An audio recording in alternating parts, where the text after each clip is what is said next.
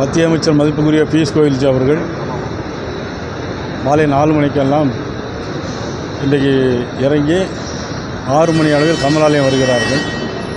அங்கே core committee meeting நடைபெறும். அதனைத் தொடர்ந்து என்ன செய்ய வேண்டும் என்பது அந்த கோர் கமிட்டியில் முடிவெடுத்த பிறகு மற்ற விஷயங்கள் தொடரும். சென்ற முறை அது கோர் கமிட்டியில் தான் முடிவு பண்ணப்படுது.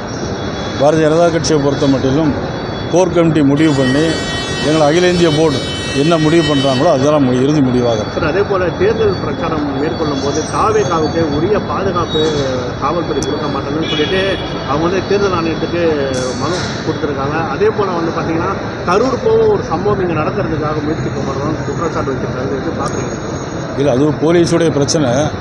பொதுவாக இருந்தாலும் கடந்த 5 ஆண்டுகளில் மட்டும் திராவிட முன்னேற்ற கழக அரசு மதிப்புக்குரிய முதலமைச்சர் ஸ்டாலின் அவருடைய அரசானது ஆளுங்கட்சிக்கு ஒரு நிலைமையும் எதிர்கட்சிக்கு ஒரு நிலைமையும் தான் கொடுத்துட்ருக்காங்க.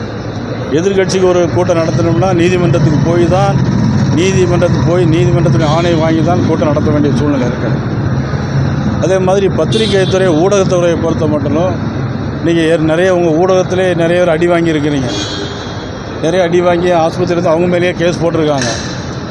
ஆனால் பாரத பிரதமர் நரேந்திர மோடி அவர்களை பற்றி தவறாக பேசி திமுக அவர்கள் இதுவரைக்கும் எந்த நடவடிக்கையும் எடுக்கலை. ஆனால் திமுக ஆட்சியோ திமுக சேர்ந்தவர்களே ஏதாவது ஒரு சோசியல் மீடியாவில் போட்டால் கூட அவங்க இன்றைக்கி உடனடியாக நடவடிக்கை எடுத்து கைது பண்ணுறாங்க. சவுக்கு சங்கர் இன்றைக்கி தமிழ்நாட்டிலே நுழைய முடியல.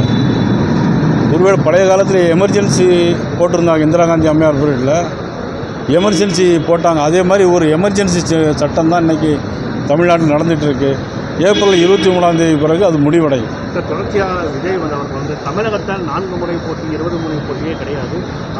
டிவிக்கும் திமுகவுக்கும் மட்டும்தான் போட்டி, வேறு யாருமே இந்த போட்டியில் இல்லைன்னு சொல்லிட்டு தெளிவாக அது அவர் சொல்கிறார். எங்களை பொறுத்த மட்டும் தேசிய ஜனநாயக கூட்டணி மதிப்புக்கு எடப்பாடி அவருடைய தலைமையில் ஏற்கனவே ஆட்சி செய்த கட்சி, இனி ஆட்சி செய்யக்கூடிய ஒரு கட்சி எங்களுடைய கூட்டணி. அதனால் சிறுபிள்ளைத்தனமாக தாவேகாவுடைய தலைவர் பேசி கொண்டிருக்கிறார்.